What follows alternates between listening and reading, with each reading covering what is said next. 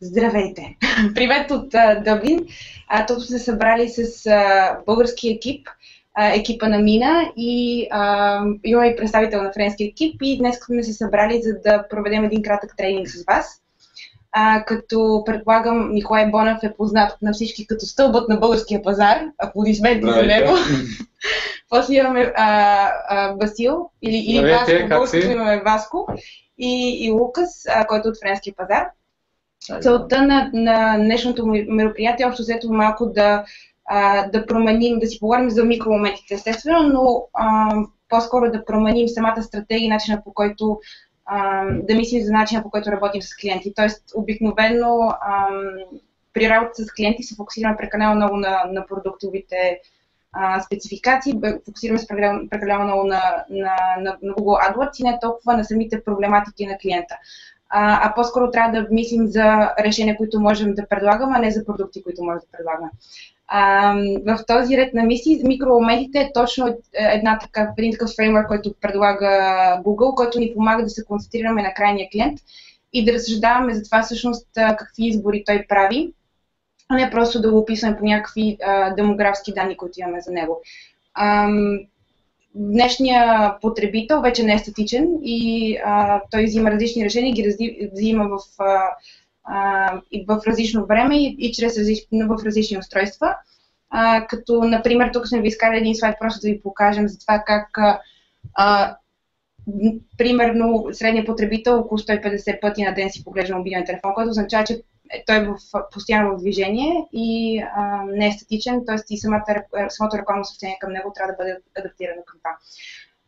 За да ви опиша горе-долу в рамките на този половин час, който имаме общо взето за какво ще си говорим, първо ще започне Лукас. Той ще ви говори на френски. You're gonna speak in French, right? Yeah, I'm gonna speak in French, yeah. I think so. И аз ще ви превеждам. It's gonna be as easy as this. Yeah. So, първо ще говори Лукас и той ще ви представи общо взето самата методология за това как да разсъждаваме за микромоментите и ще ви даде също пример от френския пазар с клиент, с който е работил той. После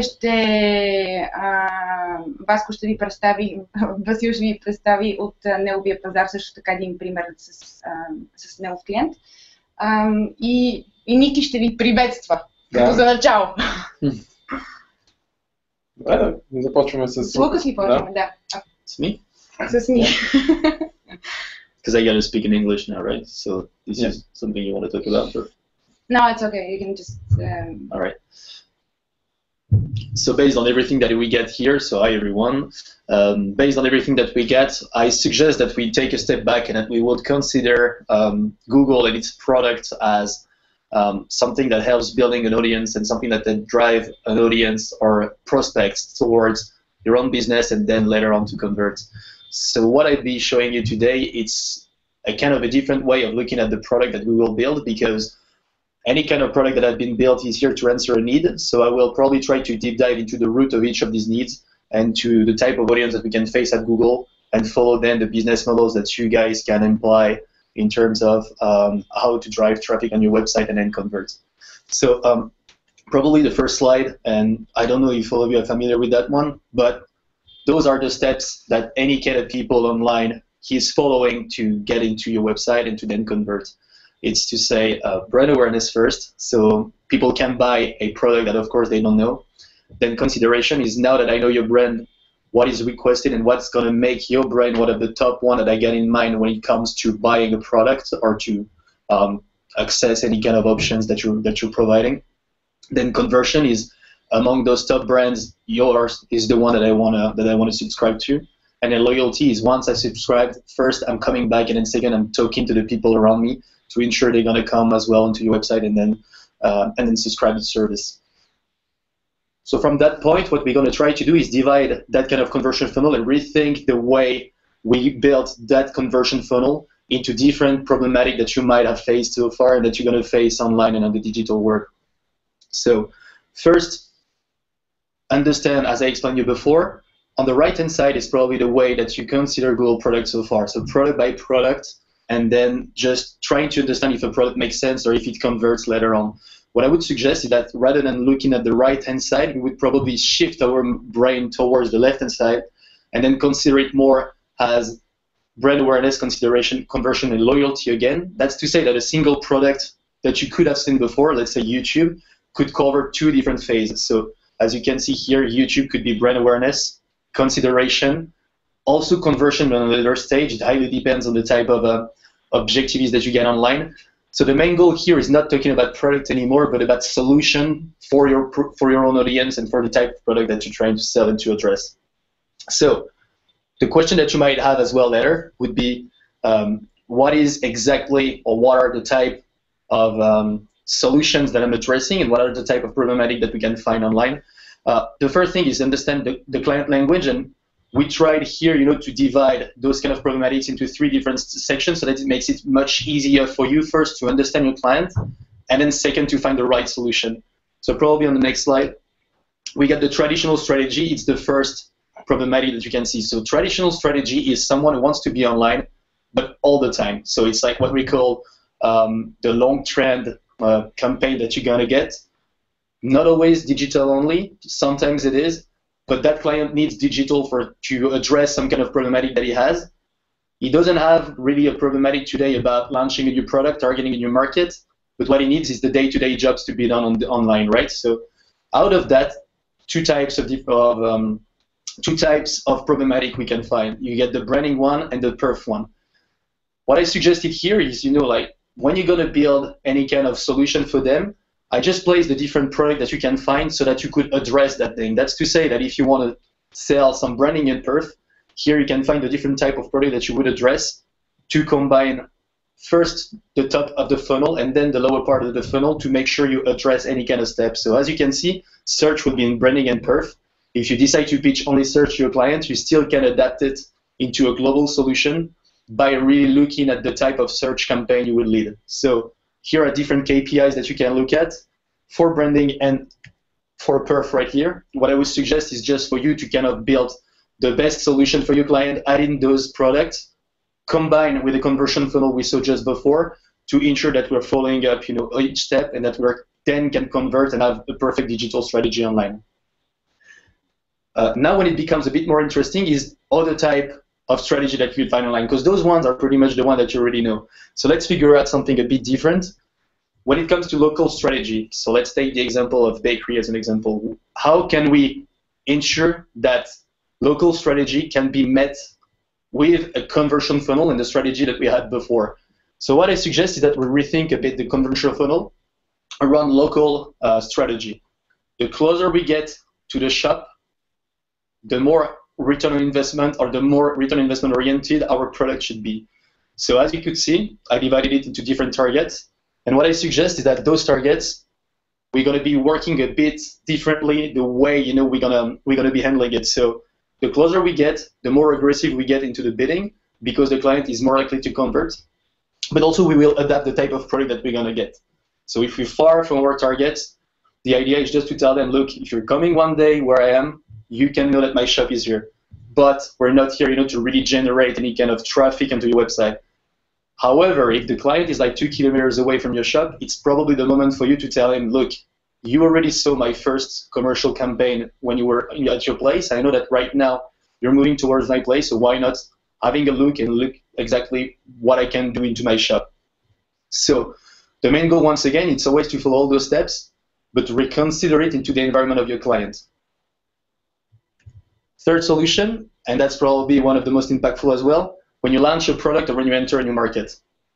So that one gets into 3 different phases. You get the first phase, that's the teasing one. Then you're going to get the reveal part, and then the conversion. So the idea is to warm up a little bit the audience before you launch the product, create kind of like attention around your product and around the campaign you might launch. Then during the D-Day, so when you launch the product, you want to explode that target, so you want to ensure that the whole audience is engaged again, entered in the product and wants to know more about it, and then you generate the conversion. So the goal is really like to build the audience first, then to show them exactly why you wanted them to be built and why you wanted them to be aware, to then convert them into your own business. That one might be a bit complicated, so what I suggested, and then I'm going to be done, it's probably to look at an example. So my client here was the VLS, so they're saying hi, and booth, so sound system. the problematic here is that the product was expensive. They had a really identified target. It was like hipster people within France and England. At the beginning, it was online, but they didn't have any e-commerce. So the main strategy was really to create brand awareness first around just inspirational content, but nothing would be really correlated to the product. So no one knows about the product, okay? Then second, it would be showing the world what type of product we're talking about to then drive conversion. So 3 different phases, as I explained before. The first one has been handled this way. Doing different type of things, of campaigns, through YouTube, as I showed you before. Brand awareness includes, YouTube can be included both in brand awareness and consideration. So we included into brand awareness YouTube first, and then we did remarketing within YouTube. So we used the second video to drive the audience towards the consideration phase. So what does it mean? Simply, if you saw one video so far, and then, I mean, you just, if you skipped it, you're not in our audience. If you decided not to skip it, we're not sure yet that you're interested. We just know that you saw that first video. So our goal is to make sure that you're interested. So by that, create 2 and 3 videos actually to create a conversion path towards YouTube. So everyone who would have seen the 3 videos, we know that they're aware, definitely aware of our product or our campaign, and that later on they will be sensitive to our message. So by that, we filter the audience to keep only the most reactive one that we then retargeted. And a second step, when we first reveal the product, and then to drive them towards the stores so that they could come in the stores, try our product, and then finally buy and convert. So once again, as I explained to you, we used YouTube for brand awareness and consideration, used YouTube again to reveal the product, and then it was about the remarketing through display and search. You're going to see its conversion phase. So we used it there simply to drive the people that were around our stores within our stores so that they could first try and then in the second time buy our product. So I guess I'm done here. Yeah, thank you, Lucas. That was amazing. Здравейте, AdWords приятели от мен. Благодаря на Лукас и на Баско за това, че днес ни помагат с най-добрите практики, които те са имплементирали на техните пазари. Директно да продължа това, което Лукас спомена в стратегиите, които обсъди. Видяхте, че има различни етапи, различни решения, които трябва да използвате в зависимост от момента на клиента и на потребителя. И в този микромомент да знаем, че има най-уместната комуникация с него. Последният слайд на Лукас беше конкретно за мобилните устройства. Знам, че в последно време говорим много за тях, няма и как. Едно от проучванията, които YouTube екипа направи, е свързано с това колко активно използва мобилните си телефони през деня. В слайда може да забележите, че ако при използване на телевизия, пикът е обикновено във вечерните часове, когато най-много от рекламните послания достига до потребители, то с мобилни телефони не е така. Там имаме доста по-голяма последователност през деня и това дава шанс на вас като рекламодатели, на вашите клиенти да достигнат в различните етапи на деня до клиента си и да изградат това, ако има липса на познание за марката, да го изградите през целия ден. Друго важно нещо, което трябва да погледнем е, че и един резултат, който YouTube екипа намери и екипа, който работи по мобилните решения, е, че потребители, особено във възрастовата категория 18-34, са 2 пъти по-вероятно да изградат някаква по-емоционална връзка с даден бранд, ако този бранд е присъства на мобилни устройства. Идеята е, че в днешно време, или не знам дали въобще има време в историята на човечеството, в която някакво технологично устройство е било толкова близо до нас, колкото телефона в днешно време. И колкото по-близо се доближаваме до потребителя, толкова по-голяма шанс да изградим връзка, емоционална връзка с него като бранд. Затова някои от статистиките, които сме разглеждали през месеците с вас от Consumer Barometer, с които сигурно вече сте запознати или до някъде ви мръзнало да слушате, но са важни за това как да използваме информацията от там и да свържем с тези стратегии, които се презентират днес. Например, знаем, че в България използването на видео онлайн през деня е най-активно вечер, което са пазите телевизията. Може да видите от графиката, че също така то почва от обяд и леко прогресира до вечерните часове. Това съвпада с резултатите на YouTube екипа, че е доста по-последователно използването на информация през мобилни устройства, отколкото през телевизия. Ако погледнем на видеята, които се гледат през мобилни устройства спрямо компютри, то видеята, които са под 5 минути, са най-често гледани на мобилни устройства. И това е нормално, защото в динамиката на деня малко хора ще отделят повече от 5 минути за дадено видео и точно в тези по-малко от 5 минути е най-важно да можете да създадете истински влияние върху потребителя с съобщението, което вашата марка иска да изпрати.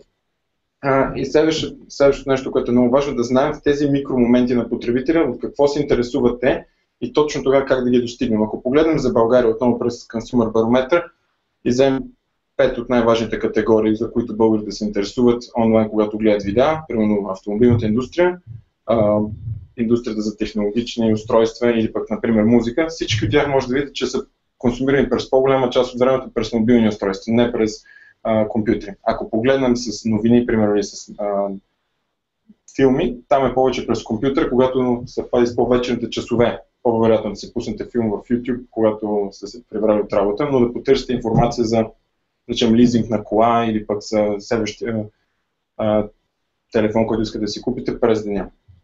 С това идва и въпроса на как да създадеме в тези микромоменти някаква представа за марката. И тук I would like to invite Vasco to talk more about his experience with a client in the MENA region and how they've tackled this issue. I think, to build on what Nikki said, obviously you have a challenge here and an opportunity as well to target potential clients across not only the funnel but also across different devices.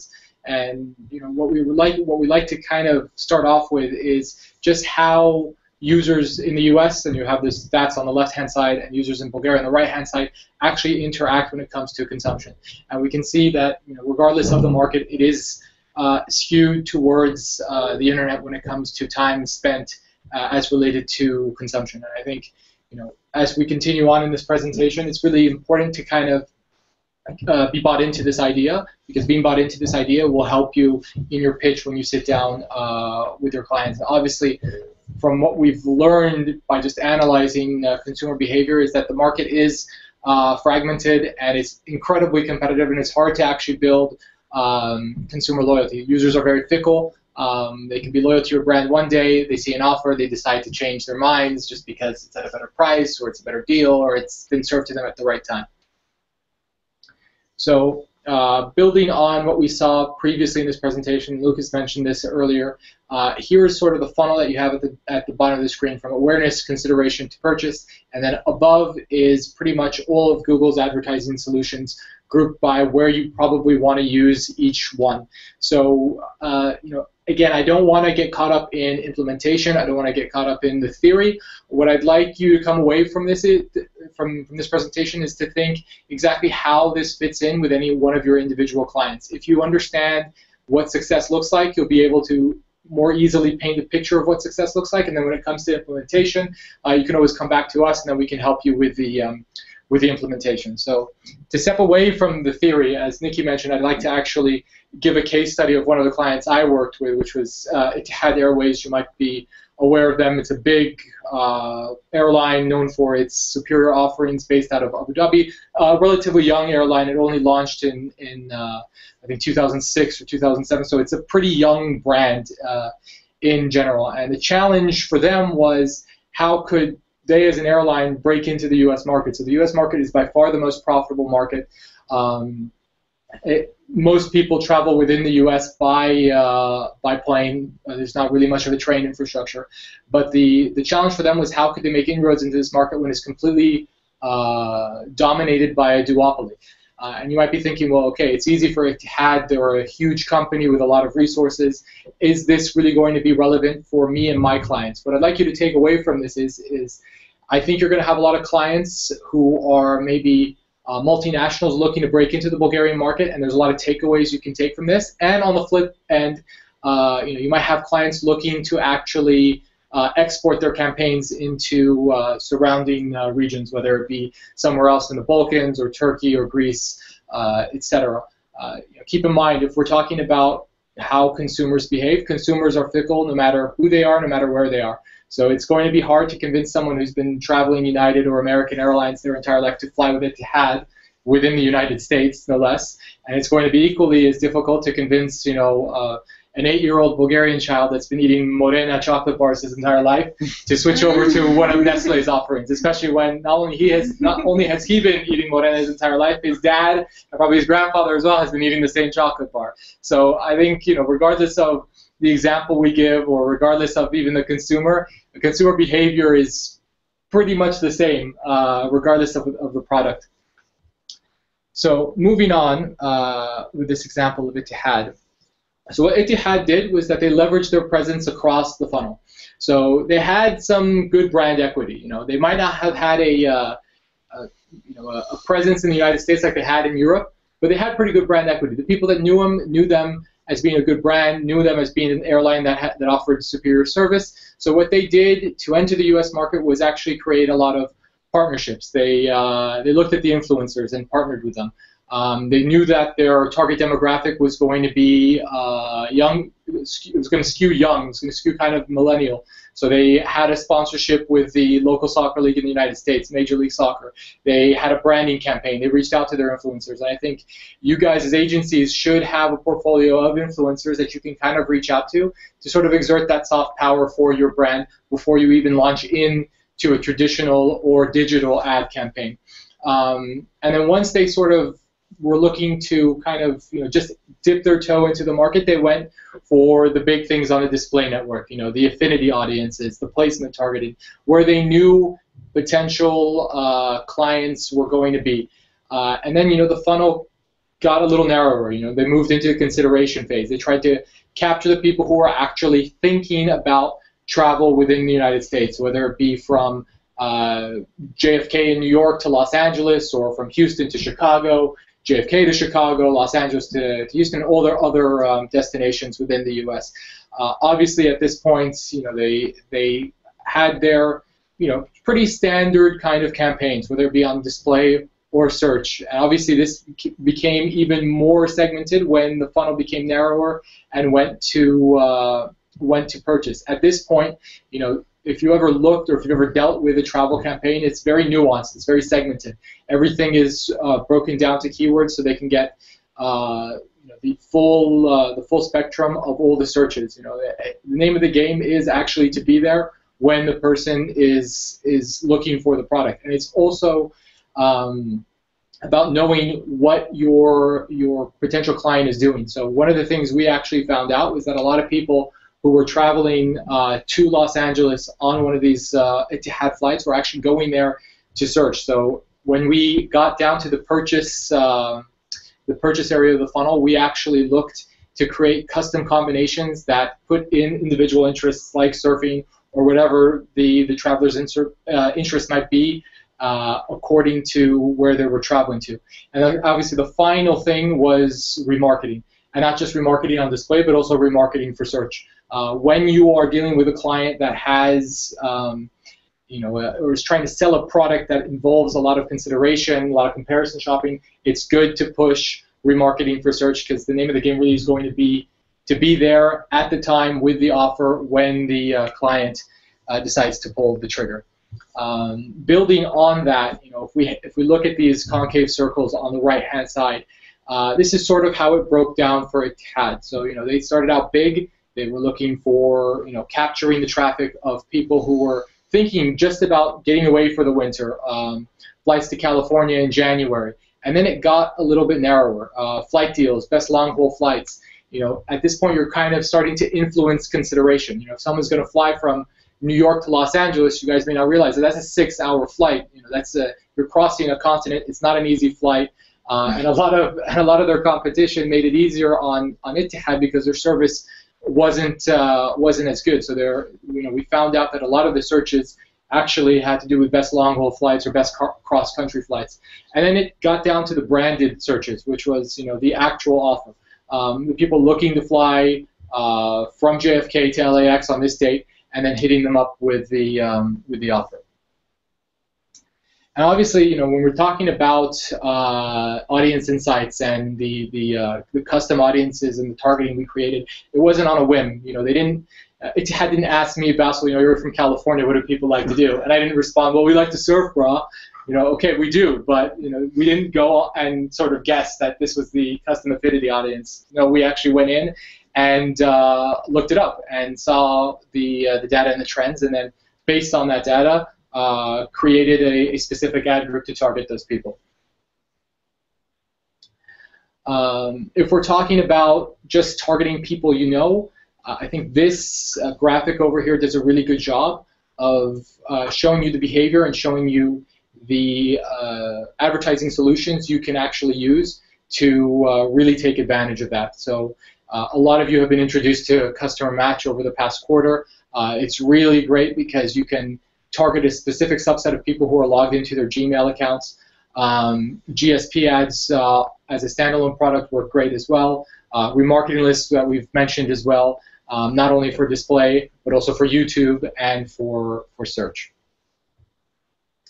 And then if you're thinking about targeting the people that you don't know or you just haven't thought that would be looking for your product, it's important to leverage all of what Google has. So when you approach Google for an advertising solution, you are approaching a network that not only is it the biggest search engine, it's also the second biggest search engine with YouTube. And obviously we have ways of targeting new users with zero latency behavioral signals. It's not just stale data that doesn't update. Our data is continuously updating, and based on behavior, your ad could show up in a different format to a different person, and it really gives it that specific and personalized feel.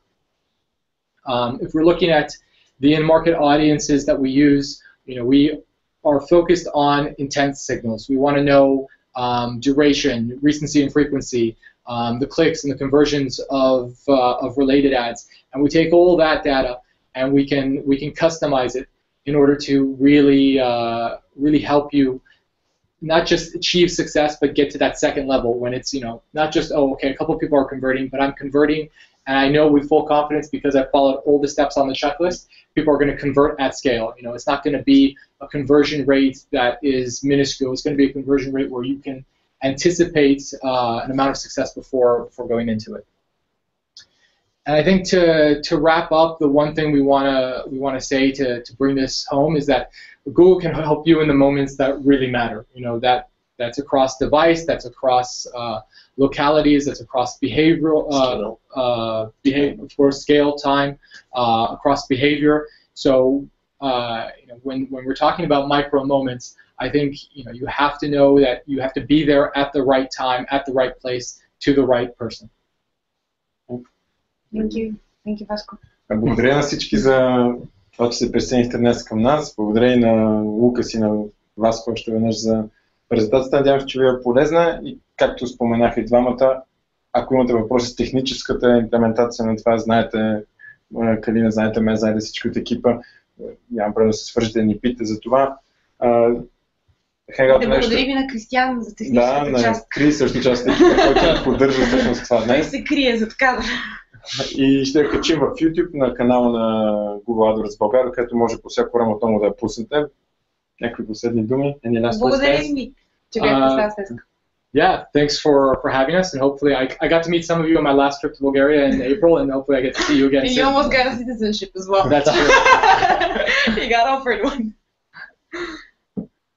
Okay, good. That's it. Wrap it up. Yeah.